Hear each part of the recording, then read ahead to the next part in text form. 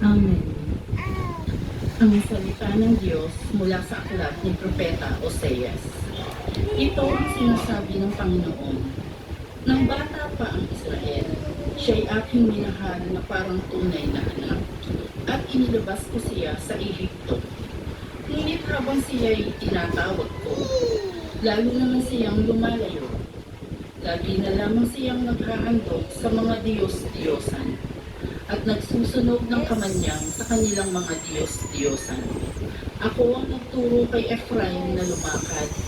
Kinalo ko siya, subalit hindi nila alam na ako ang nangangalaga sa kanila. Pinagtubayan ko sila ng buong pagmamalasakit at pagmamahal. Ang katulad ko ay isang nag-alis ng busal sa kanilang bibig.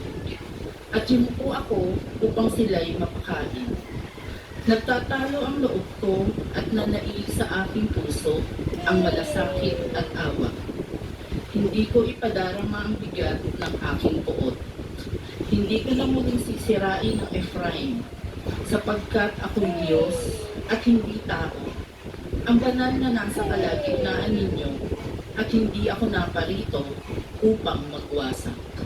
Ang salita ng Diyos. Salamat sa Diyos. Poon kami iyong iligtas at tanglawan ng iyong sinag. Poon kami iyong iligtas at ang lawan ng iyong sinag.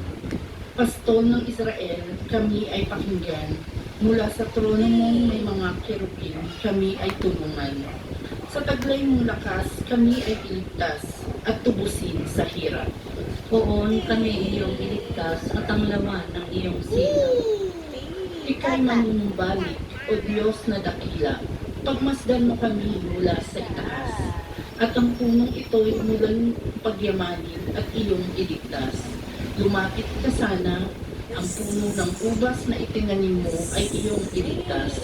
Di ang punong iyon na pinalagumot, iyong pinalakas. Poon kami iyong iligtas at ang lawan ng iyong sinag.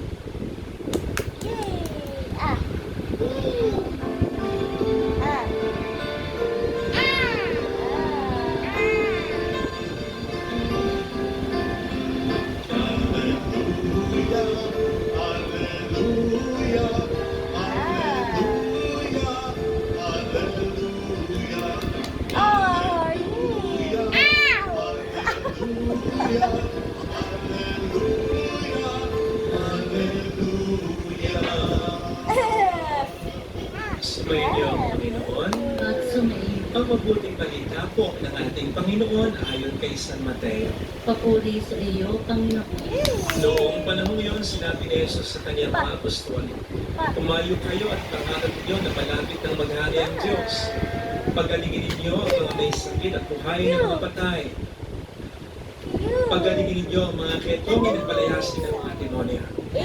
Yamang tumanggap kayo ng walang bayad, pagbigay naman kayo ng walang bayad. Huwag kayong magdala ng salapi, maging ginto, pilak o tanso sa inyong mga luputan.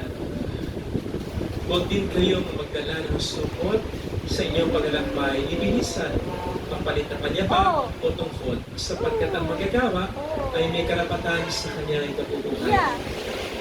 At sa may bayan o nayon kayo dumating, humanap kayo ng taong karapat-dapat pakituluyan at manatili kayo roon habang kayo nasa lugar na iyon. Pagpasok ninyo sa bahay, sabihin ninyo, maghari nawa ang kapayapaan sa bahay na ito. Kung karapat-dapat ang tao sa bahay na iyon, panatilihin ninyo sa kanila ang inyong batik. Kung hindi, tuloy nyo ito. At kung ayaw kayo tanggapin o pakinggan sa isang tahanan o bayan o Kristiyano, at ipagpag ang alikabok ng inyong mga paa, sinasabi ko sa inyo, na sa araw ng paghukom ay higit na mabigat ang ipaparusa sa mga tao sa bayan iyon kaysa tinanas ng mga taga-Sodoma at taga-Gomorra. Mga kapatid, ang mabuting balita ng Panginoon. Pinupuri ka namin, Panginoong Jesucristo.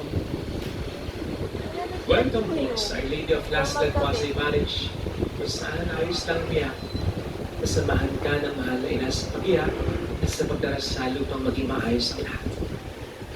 Narinig po natin sa ating Ebanghelyo, ang isa sa mga mahalagang instructions ng ating Panginoon Jesucristo nang isugo niya ang kanyang mga disipulo. Na quote, huwag kayong magdala ng salapi, magibinto pila, mutanso sa inyong mga laputan, huwag din kayong magdala ng sukot sa inyong paglalakbay, ni minsan mapalitan pa niya pa patungo. In other words, travel light, maglakbay ng magaan lang. Sapagkat ang paglalakbay nga naman ng mabigat ay pwede makaabala sa mga dapat nating gawin sa buhay. O pwede itong makapagpabagal sa atin, makapagpapagod sa atin ng mabilis, o pwede itong makasakit sa atin, o pwede itong makaistorbo sa atin. Besides, Jesus wanted His disciples to trust the providence and goodness of God. Na basta kung nilang pabayaan ang misyon nila, hindi sila papabayaan ng Diyos Ama. Something na naranasan mismo ni San Benito. Siya ay galing sa kilala at may kayang pamilya, pero ang lahat ng rangayaan ng buhay ay iniwan niya para magtayo ng mga monasteryo na hanggang ngayon ay napapakinabangan, malaking tulong at may malaking impluensya na sa mga Katolika. Pinagpapaan sa Benito ang kapangyarihan, ang kabutihan ng Panginoon sa kanyang pag-imisyon at hindi niya pinagsisihan niya. Ngayon, nakasisigurado po ako na hindi lamang po madali